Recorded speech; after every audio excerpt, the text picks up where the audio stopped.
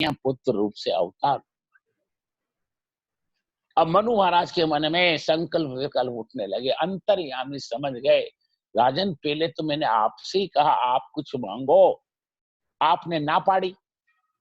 मैंने रानी को वरदान दिया, रानी ने जो मांगा उसको सुनकर आपको भी अब कुछ मांगने की इच्छा है। हे राजन, पुत्र यदि पिता से, शिष्य यदि गुरु से, भक्त यदि भगवान से संकोच करेगा तो बात किससे बनेगी। बिल्कुल संकोच करना नहीं, मांगो। तब मनु महाराज ने हाथ जोड़े और कहा, जब आप मेरे यहाँ पुत्र रूप से प्रकट हो तो आपके वियोग में मैं एक पल भी जीवित नहीं रहूं। आपके वियोग में मेरे प्राण निकल जाए, भले ही सारा संसार मेरे को मूर्ख कहे, मेरे को पुत्रेष्णा से दूषित एक पशु मनुष्य का, जगत के सर्टिफिकेट कोई काम के नहीं। जब आप मेरे यहाँ पुत्र रूप से जन्म लो, मुझे आपका वियोग सहन न हो, आपके वियोग में मेरे प्राण निकल जाए। भगवान ने कहा ऐसा ही होगा। 23,000 वर्ष तक तप किया।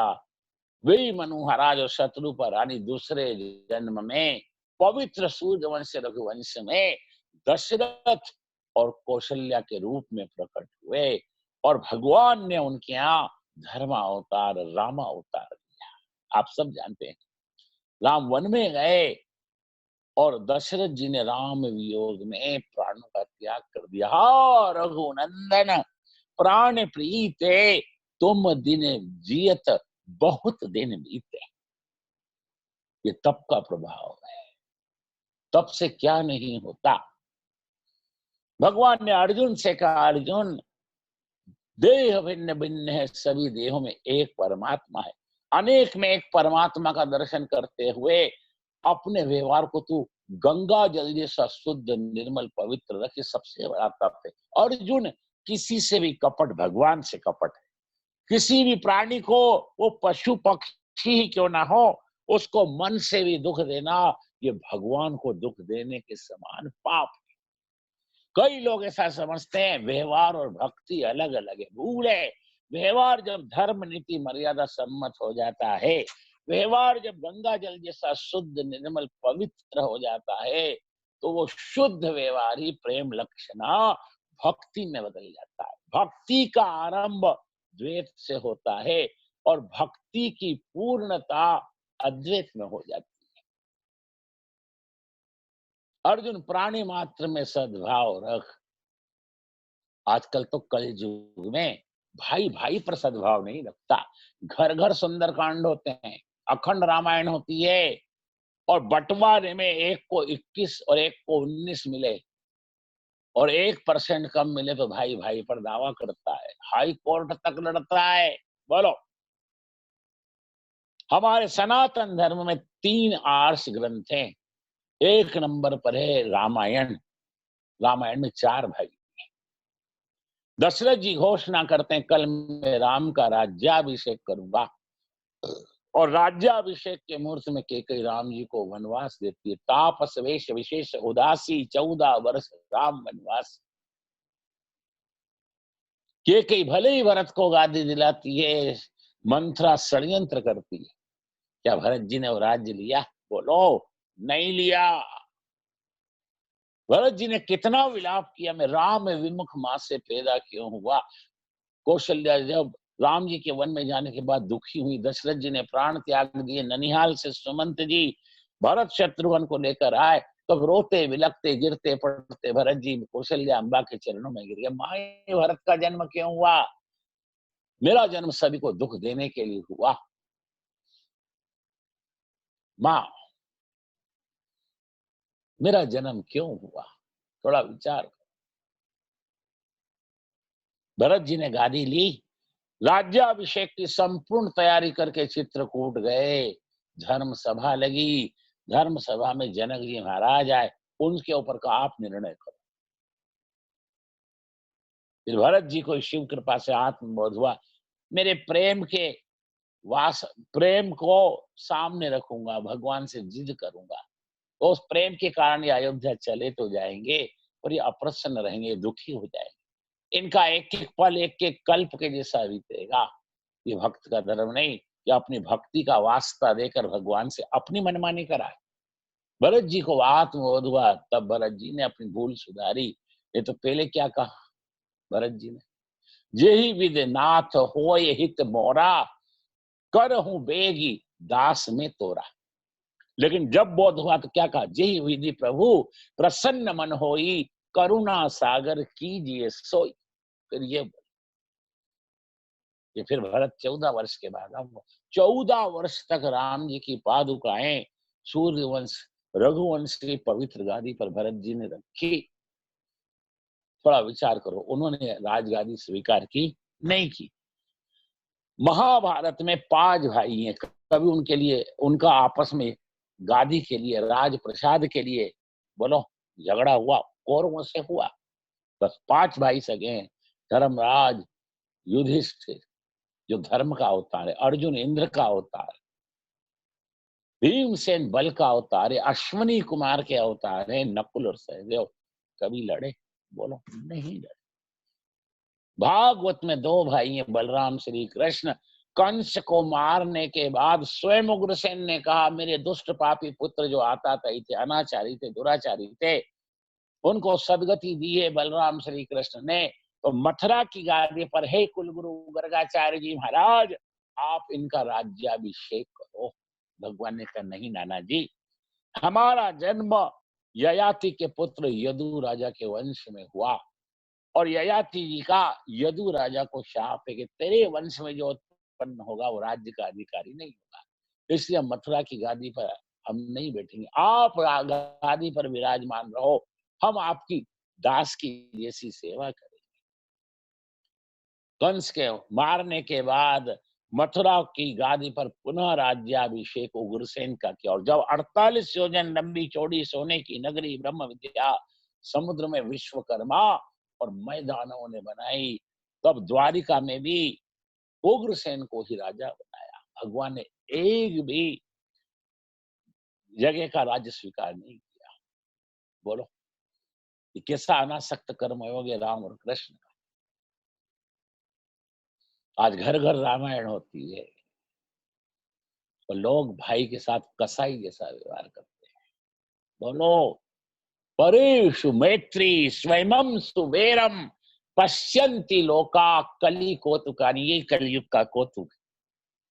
परेषु मैत्री स्वयं सुवेरम पश्यन्ति लोका, कली कौतुकानि। उद्धव जी ने 11वें स्कंद में भगवान से पूछा, उद्धव कि हे प्रभु, सबसे बड़ा तप क्या है? उद्धव का इस तरह लगे, उद्धव सखा है, अर्जुन मित्र है।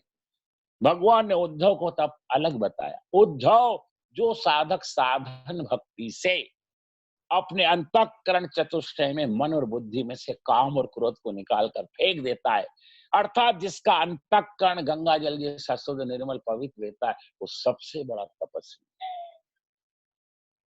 उद्धव को ये बताया, अर्जुन को कहा, अर्जुन प्राणी मात्र पर सद्भाव रख, ये सबसे बड़ा तप।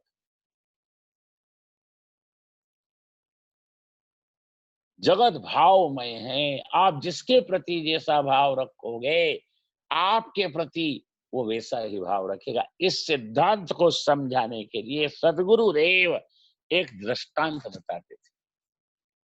आप में से जिन लोगों ने केदारनाथ की यात्रा की है, उनको खबर है, केदारनाथ जाओ तो मार्ग में अनेक प्रयाग आते हैं। ऋषिकेश से ऊपर चले तो सबसे पहले आता है देवप्रयाग, जहां पर सीता राम जी अखंड आज भी विराजते हैं। देवप्रयाग से आगे चलते हैं तो रुद्रप्रयाग आता है। रुद्रप्रयाग में भगवान भोलेनाथ ब्रह्म विद्या अन्नपूर्णा पार्वती के साथ आज भी विराजते। रुद्रप्रयाग से आगे जाओ तो कम से कम 100-150 किलोमीटर दूर ऊखी मठ आता है। किसी समय वहां बाणासुर की कन्या उषा देवी का महल था, अब तो खंडेर भी नहीं, पर नाम ऊखी मठ है। सर्दी में जब केदारनाथ भगवान के कपाट बंद हो जाते हैं, तो केदारनाथ भगवान का चल स्वरूप ऊखी मठ में लाते हैं। बद्रीनाथ महाराज के जब ठंडी में कपाट बंद हो जाते हैं, तो उनके चल स्वरूप को जोशी मठ में लाते हैं। अचल स्वरूप दोनों का मंदिर में रहता है।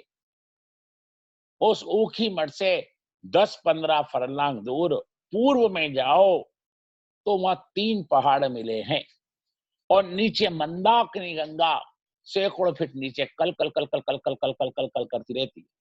वहां कोई वैष्णव खड़ा होकर जोर से बोले, गंगे हर। वो ध्वनि पर्वत से टकराती है और प्रतिध्वनि आती है, गंगे हर। फिर प्रतिध्वनि टकराकर उसकी प्रतिध्वनि आती है, गंगे हर। एक बार कोई वहां पर खड़ा होकर गंगे हर बोले, 2 बार 3 बार ध्वनि टकरा टकरा कर वापस आती है। तो जैसी ध्वनि वैसी प्रतिध्वनि। वहां खड़ा होकर कोई ऐसा बोले तेरा सत्यानाश हो जाए, तो फिर प्रतिध्वनि भी यही आएगी कि तेरा सत्यानाश हो जाए। जैसी ध्वनि वैसी प्रतिध्वनि। ये जगत भावमय है। आप कभी किसी के प्रति खराब भाव मत रखो। हमारे सनातन धर्म में भाव मुख्य, क्रिया मुख्य नहीं है। भाव के अभाव में धर्म अधर्म हो जाता है। कर्म कांड की पहली शर्त है, इच्छा शुद्ध होगी तो क्रिया शुद्ध होगी। अगर इच्छा शुद्ध नहीं तो क्रिया बिगड़ जाएगी। क्रिया गौण है, भाव। भाव वश्य भगवान सुख निधान करुणा यतन, तुलसीदास ने लिखा है। अर्जुन, प्राणी मात्र पर सद्भाव रख सबसे बड़ा तप है। कई लोग ऐसे हैं, अपने इष्ट देव के प्रति सोलाना श्रद्धा रखते हैं, उनका अर्चा विग्रह घर में पधराकर उसका पूजन करते हैं, ऋतु के अनुसार राग भोग श्रृंगार से भी खूब सेवा करते हैं, लेकिन अन्य देवों की प्रति उपेक्षा का भाव रखते हैं। ऐसा मत करो। इस जड़ शरीर से चेतन आत्मा को अलग करना हो तो सनातन धर्म में पंच ब्रह्म की सेवा का विधान। ये शरीर पंचभूत से बना है, पृथ्वी, जल, अग्नि, वायु, आकाश। एक एक तत्व के एक एक अभिमानी देवता है। भूमि तत्व के अभिमानी देवता गणपति महाराज, जल तत्व के अभिमानी देवता भगवान शंकर हैं, वायु तत्व की अभिमानी माता जी, अग्नि तत्व के अभिमानी देवता सूर्य नारायण हैं और वायु तत्व के अभिमानी देवता भगवान नारायण। ये शरीर पंच तत्व से बना है। अगर इस जड़ शरीर से चेतन आत्मा को अलग करना है, ये अनेक जन्मों का देह अध्यास, इंद्रिय अध्यास आपके अंतःकरण पर दृढ़ हो गया। मानो इसी अज्ञान में जन्म लेता है, अपने पाप और पुण्य के प्रारब्ध को सुख दुख के रूप में भोगता है और मर जाता है। में काला, में गोरा, में बुढ़ा, में जवान, में स्त्री, में पुरुष, में पति, में पत्नी, में राजा, में रंक, में आस्तिक, में नास्तिक, में गरीब, में श्रीमान, में सुंदर, में कुरूप। ये सारी उपाधि है इस शरीर को है। और ध्यान से सुनो, आप शरीर नहीं हो, शरीर है माध्यम, अदृष्ट प्रारब्ध के भोग को भोग के नाश करने का। शरीर है माध्यम, शास्त्र प्रतिपादित 4 पुरुषार्थों को सिद्ध करने का। 4 पुरुषार्थ कौन से? धर्म, अर्थ, काम और मोक्ष। शरीर माध्यम है संसार सागर से तरने के लिए नौका जैसा। संसार सागर है पंच विषय शब्द रूप रस स्पर्श गंध, ये पानी है। परमात्मा का वियोग रोग है, सदगुरु देव वैद्य है, साधन भक्ति दवा है, सावधानी परहेज। इस शरीर रूपी नौका पर आप बैठकर संसार सागर से तर के अपने भगवान की नित्य लीला में चरणों में जाने के लिए आए हो, न कि इस शरीर से भोग विलास कर करके इसको रोग का घर बनाकर संसार सागर में डूब के मरने के लिए आपको शरीर नहीं मिला। ध्यान दो। पंचदेवों की पूजा करो, गणपति, दुर्गा, सूर्य, शिव, विष्णु सकल सुख धाम, पंच ब्रह्म सर्वज्ञ को बारंबार। इन 5 में से जो आपका इष्ट हो, तो घर में आपके यहाँ सबसे जो श्रेष्ठ और सुंदर जगह है भगवान ने दिया हो, तो वहां भगवान का सिंहासन बनाओ, मखमल की गादी लाओ और ये 5 देवताओं का अर्चा विग्रह, जिसकी मूर्ति की हम पूजा करते हैं, उसको अर्चा स्वरूप कहते हैं। 5 स्वरूप लाओ, जो आपका इष्ट हो इन पांचों में, उसको मध्य में रखो। इस तरह ये हाथ देखो, यह हाथ में 5 उंगलियां हैं, बीच की उंगली बड़ी है। इन 5 देवों में जो आपका इष्ट है, इसको मध्य में रखो। अन्य देव को अपने ही देव, इष्ट देव का अंश समझकर आसपास पधराओ। पतिव्रता स्त्री पति के प्रति तन से, मन से, धन से, मन से, वचन से, कर्म से समर्पित है। लेकिन वो पति के बड़े भाई जेठ की सेवा करती है, पति के छोटे भाई देवर की सेवा करती है, पति की बहन ननंद की सेवा करती है, पति के माता पिता सास ससुर की भी सेवा करती है। वो पतिव्रता स्त्री सबकी सेवा करके सबका मन जीत लेती, सबकी आंख का तारा हो जाती है। कल्पना करें, वो पतिव्रता स्त्री अपने पति को परमात्मा समझकर पूजे, जेठ से लड़े, देवर को मारे, ननंद को गाली दे और सास ससुर का अपमान करे, वो घर में रह सकती है? बोलो, नहीं रह सकती।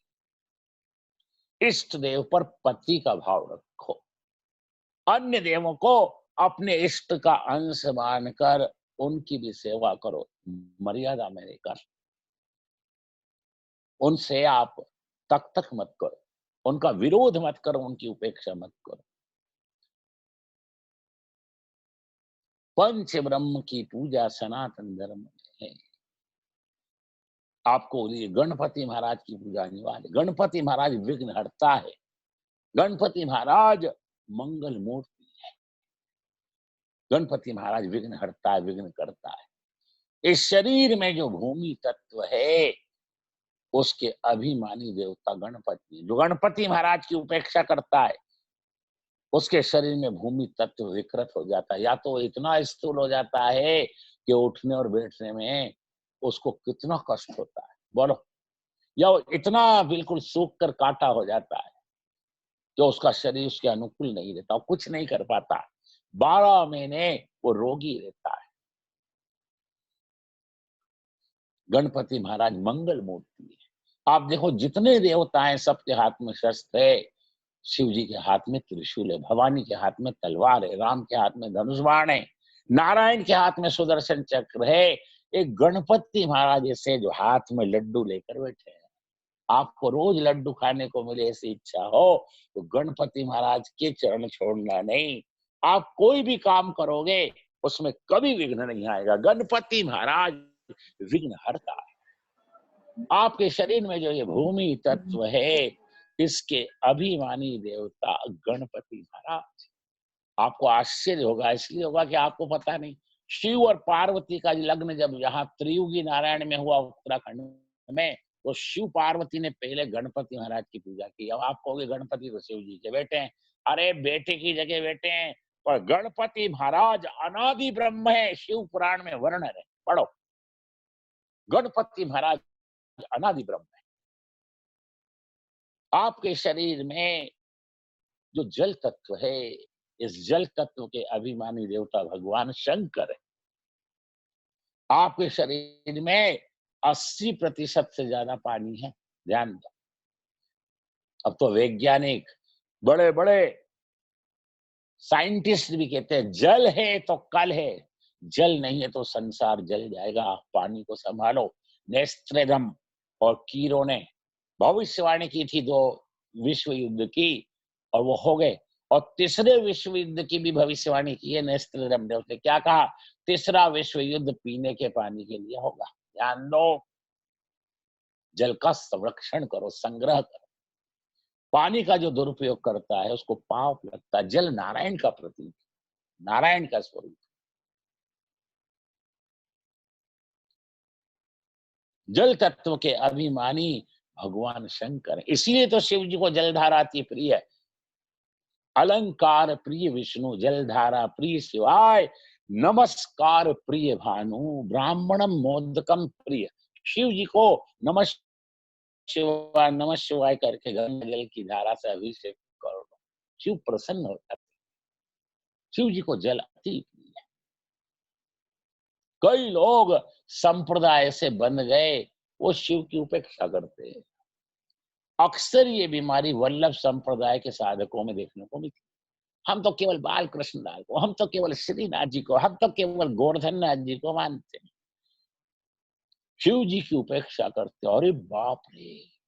अभी आपको थोड़ी देर पहले बताया, खुद राम ने क्या कहा, जिसको मेरी भक्ति चाहिए वो शिव जी के चरण पकड़े। ओ रही एक गुपत मत सब ही कम कर जोर, शंकर भजन बिना नर भक्ति न पावे मोर। कभी आप पंढरपुर गए हो, आपने प्रातः 4 बजे जब महापूजा होती है पंढरीनाथ की, अभिषेक किया जाता है पंचामृत से, तब देखा होगा भगवान भगवान पंढरीनाथ, द्वारकाधीश ही पंढरीनाथ है। श्री कृष्ण के मस्तक पर शिवलिंग है। ध्यान से देखो, जिसको आप अपना इष्ट मानते हो और वो भगवान शंकर को इष्ट मानते हैं, और आप उसकी उपेक्षा करते हो। आपको पांडुरंग की, आपको द्वारकाधीश की, श्री कृष्ण की कृपा कभी होगी? बोलो, नहीं होगी। पंढरीनाथ के मस्तक पर शिव जी का शिवलिंग आज भी है। लोग जाते हैं, लड्डू पेड़ा चढ़ाते हैं, हार फूल चढ़ाते हैं, आ जाते हैं। दर्शन ध्यान से करो, दर्शन विधि पूर्वक करो। भगवान के मस्तक पर शिवलिंग है। मेरे इष्ट देव भगवान शंकर है।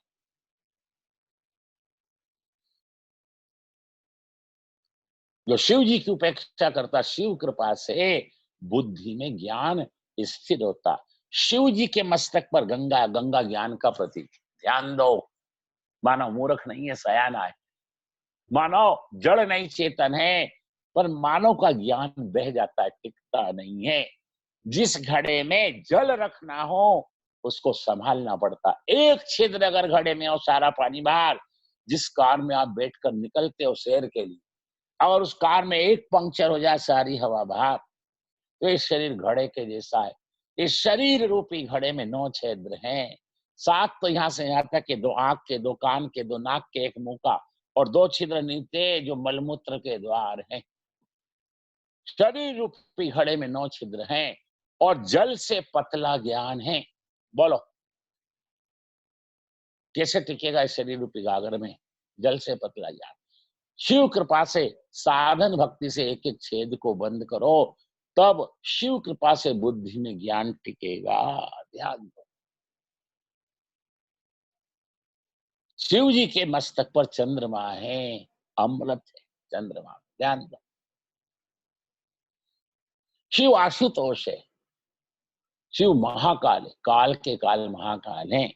अकाल मृत्यु वो मरे जो कर्म करे चंडाल का, काल भी उसका क्या करे जो भक्त है महाकाल का। काशी में विश्वनाथ, नेपाल में, काठमांडू में पशुपति है। पशु किसको कहते हैं? जिसको बांध के रखा जाता है। जीव ही पशु है। जीव को काल ने, कर्म ने, गुणों ने बांध के रखा है। जिसका भी पंच भौतिक शरीर है वो काल कर्म गुणों के अधीन, भागवत में वर्णन है।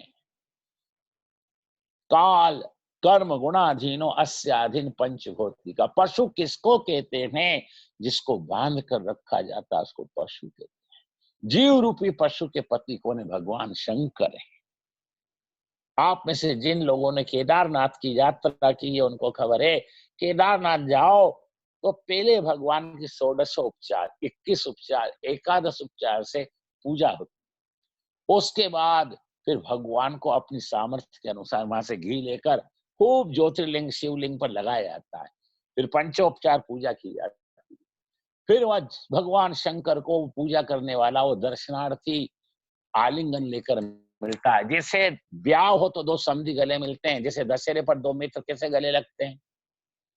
बोलो, ऐसे आलिंगन दिया जाता है। जीव और शिव का वहां मिलन होता है। शिव कृपा से जीव का जड़त्व दूर होता है, और शिव कृपा से जीव में ब्रह्मत्व प्रकट होता है। शिव कृपा से जीव को आत्म स्वरूप का ज्ञान होता है। मैं कौन हूं? अयम आत्मा ब्रह्म, अहम ब्रह्मास्मि तत्वमसि। आपका इष्ट कोई भी हो, भगवान शंकर का आराधन, पूजन, भक्ति सभी के लिए अनिवार्य।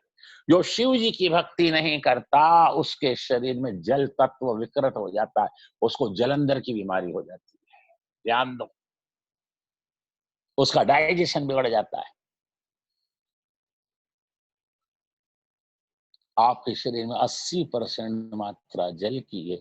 शिव ज्ञान के भंडारी, शिव जगत गुरु।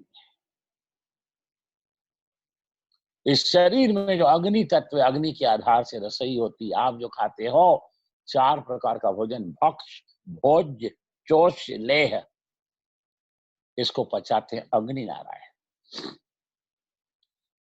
अग्नि तत्व के अभिमानी देवता भगवान सूर्य नारायण। सूर्य नारायण की भक्ति सभी के लिए अनिवार्य है। सूर्य नारायण की भक्ति कैसे करोगे? लाखों ने करोड़ों माइल दूर है धरती से सूर्य नारायण, आकाश में कैसे करो बोलो? अन्य देवता तो कोई पत्थर की मूर्ति में है, कोई कागज की चित्रावली में है, कोई सोने चांदी की धातु में है। सूर्य, चंद्र, अग्नि, ये प्रत्यक्ष देवता है। सोचो, इनका आह्वान नहीं करना पड़ता है, प्रत्यक्ष दर्शन देते हैं। सूर्य नारायण बुद्धि के अभिमानी देवता हैं। सूर्य वंश में राम जी का प्राकट्य हुआ, चंद्र वंश में भगवान का। मन के अभिमानी देवता चंद्रमा है, बुद्धि के अभिमानी देवता सूर्य नारायण है। सूर्य आरोग्य के देने वाले हैं। आपके शरीर में अग्नि तत्व बराबर रहे, आपका कभी डाइजेशन बिगड़े नहीं, आपका लीवर डैमेज हो नहीं, आपका पाचन तंत्र, आप जो खाओ वो हजम हो, उससे 7 धातुएं पुष्ट होकर आपके शरीर में रहें, आप स्वस्थ रहो। इसलिए आपको अग्नि तत्व के अभिमानी देवता सूर्य नारायण की भक्ति अनिवार्य है। सूर्य नारायण की भक्ति कैसे करोगे? सूर्य उदय ना हो उससे पहले उठो, स्नान करो, स्नान करके फिर हाथ में शंख लो, शंख में जल लो, उसमें थोड़ा सा हल्दी, थोड़ा सा कुकू, अगर रक्त रंग का फूल मिले, गुलाब का हो, गुड़हल का हो, कनेर का हो, वो लो।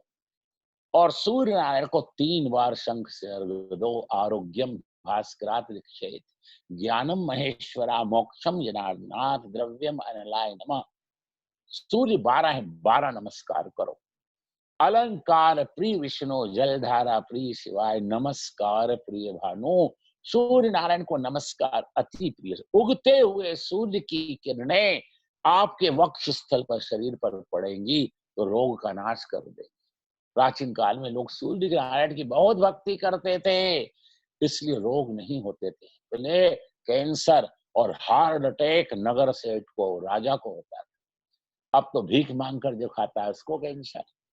अब तो 15-15, 20-20 साल के बच्चों को डायबिटीज और हार्ट अटैक हो जाता है। रोग पाप का घर है। ये शरीर धर्मक क्षेत्र था, हमने इससे पाप किया, पाप का फल रोग है, बेकारी है, बीमारी, लाचारी। उगते हुए सूर्य के प्रतिबिंब में अपने इष्ट देव का भाव करो। सूर्य के मध्य में मेरे इष्ट देव सीताराम जी महाराज विराजमान, भगवान राम का प्राकट्य सूर्य वंश में, ऐसा भाव करो। जिसको ये मायामय संसार सागर से तरके अपने इष्ट देव के चरणों में, धाम में, नित्य लीला में जाना है, उसको सूर्य उदय से पहले उठना चाहिए।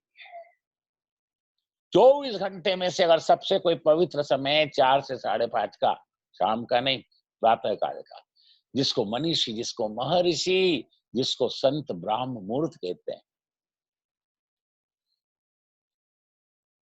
22.5 घंटे पर भारी है, 1.5 घंटा। इस ब्राह्म मुहूर्त की वेला में योगी ध्यान करते हैं, द्विज संध्या करते हैं। आप जैसे सदग्रस्त भगवान की मानसी सेवा करके गुरु मंत्र का जप करते हैं। 4 बजे के बाद निद्रा नहीं होती, ध्यान से सुनो। 4 बजे के बाद तंद्रा होती है। 4 बजे के बाद भी जो गादी पर पड़ा पड़ा खर्राटे लेता है, उसको सूर्य नारायण के शाप लगते हैं, उसकी बुद्धि बिगड़ जाती है। 4 बजे के बाद की निद्रा पुण्य को खाती है। ध्यान दो। जिस किसी भी साधक का आपको जीवन देखना हो कि सदाचारी है कि स्वेच्छाचारी, तो उसके घर जाकर देखो कितनी बजे उठता है। उसके उठने से उसका वर्तमान और वर्तमान से भविष्य और भूत दोनों जान लिए जाते हैं। आपको भगवान सूर्य नारायण की भक्ति अनिवार्य। जो सूर्य नारायण की भक्ति नहीं करता, उसके शरीर में अग्नि तत्व विकृत हो जाता है, डाइजेशन खराब हो जाता है, लीवर डैमेज हो जाता है। सूर्य की भक्ति सभी के लिए अनिवार्य। आपका इष्ट कोई भी हो, माता जी की भक्ति सभी के लिए अनिवार्य। आपके शरीर में जो वायु तत्व है, इसकी अभिमानी देवी माता जी है। आपके शरीर में 84 वायु, ध्यान दो। 10 प्रधान है, प्राण अपान उदान व्यान समान नाग कुर्म किरकिल देवदत्त धनंजय, ये 10 वायु है। आपके शरीर में प्राण वायु रूप में क्या निकल जाता है? प्राण। तो लोग कहते हैं चलो ये तो गया, इसको बांधो और जल्दी शमशान ले चलो, वजन बढ़ जाएगा, रात काली हो जाएगी। भारत में माता जी के 51 सिद्ध पीठ, 108 शक्ति पीठ। आपको माता जी की भक्ति अनिवार्य करना है। जो माता जी की भक्ति नहीं करता, उसके शरीर में वायु तत्व विकृत हो जाता है। वायु ऊपर को विकृत होती है तो हार्ट अटैक होता है। ध्यान दो, वायु ऊपर को विकृत होती है तो ब्लड प्रेशर लो या हाई हो जाता है। और वही वायु जब नाभि से नीचे जाकर विकृत होती है तो डायबिटीज हो जाती है, लकवा हो जाता है, कोमा में चला जाता है। भारत में 51 सिद्ध पीठ, 108 शक्ति पीठ है। माता जी शक्ति का प्रतीक। हर सिद्ध पीठ, शक्ति पीठ के मंदिर में आपने देखा होगा, माता जी का वाहन सिंह है, उसकी मंदिर के बाहर प्रांगण में स्थापना है। शेर में 99 दुर्गुण है, दोष, हिंसक है, फाड़ कर खा जाता है, क्रोधी है। 99 दुर्गुण पर एक सद्गुण है। वर्ष में एक दिन शेर काम सुख भोगता है, बाकी 364 दिन तक संयम रखता है। इसलिए शेर शक्ति का प्रतीक है और महाशक्ति का वाहन सिंह है। हर सिद्ध पीठ, शक्ति पीठ के बाहर माता के वाहन सिंह की स्थापना है। और आप तो जिस बंगाल में रहते हो, जिस कलकत्ता में रहते हो, यहाँ के लोग शक्ति के उपासक हैं। ये जगत 3 शक्तियों के आधार से चलता है। जगत का व्यवहार, ज्ञान शक्ति माता महासरस्वती, ऐश्वर्य शक्ति माता महालक्ष्मी और पराक्रम शक्ति माता महाकाली। ठाकुर से तो दक्षिणेश्वर की भवतारिणी प्रत्यक्ष बातचीत करती थी। ध्यान दो, आपके शरीर में वायु तत्व सम रहे, विकृत ना हो, आपको माता जी की आराधना अनिवार्य है, करना चाहिए। शरीर में 84 वायु है।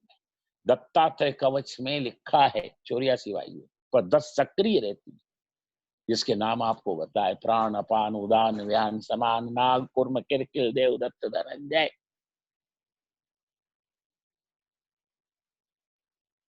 आपके शरीर में जो आकाश तत्व है, उसके अभिमानी देवता नारायण है। गगन सदृश्यम मेघ वर्णम च सुहागम लक्ष्मीकांतम कमल नयनम शांताकारम भुजंग शयनम पद्मनाभम च सुरेश्वरम। आकाश तत्व के अभिमानी देवता भगवान शंकर हैं। भगवान नारायण है जो भोग और मोक्ष के दाता है। 5 तत्व से ये स्थूल शरीर बना है।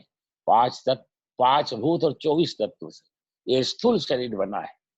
इसके अंदर सूक्ष्म शरीर है जो 17 तत्व का है। उसके अंदर कारण शरीर है जो 6 तत्व का है और उसके अंदर महाकारण है जो 2 तत्व का है। अब जो स्थूल कोई नहीं जानता, वो सूक्ष्म कारण महाकारण को क्या जाने? बोलो, जिसको आत्म दर्शन नहीं हुआ, उसको परमात्मा का दर्शन कैसे होगा? बोलो, नहीं होगा। पहले आत्म दर्शन करो, फिर परमात्मा दर्शन। वेदन को अंत नहीं, पुराणन की पार नहीं, एक नहीं अनंत जन्म लेकर कोई भगवान को ना तो जान सकता है ना प्राप्त कर सकता है। जगत गुरु तुलसीदास महाराज ने मानस में वर्णन किया है, यह गुण साधन से ना होई तुमरी कृपा पाए कोई कोई, तुमरी कृपा तुम्ही रघुनंदन, जानत भगत भगत उर चंदन, जे जाने जेहु देव जनाई, जानत तुम्ही तुम्ही कही। भगवान कृपा साध्य साधन साध्य नहीं है। इसीलिए तुलसीदास जी ने अंत में यही किया कि तुलसीदास चितवत रहत, कृपा को पंथ करो। भगवान साधन साध्य नहीं, कृपा साध्य।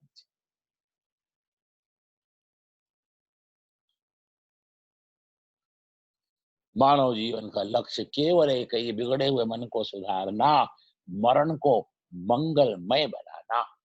इसलिए आप संसार में आए हो। अपने मन को लक्ष्य पर रखो। जहां मन लक्ष्य से हटा कि 84 लख तैयार है, बार बार गर्भ का नरकवास भोगना पड़ेगा, योनि यंत्रणा का त्रास झेलकर माँ के गर्भ से बाहर आना पड़ेगा, संसार जंगल में काल काम के डंडे खाते हुए भटकना पड़ेगा, आपके जन्म मरण की घटमाला का अंत नहीं आएगा।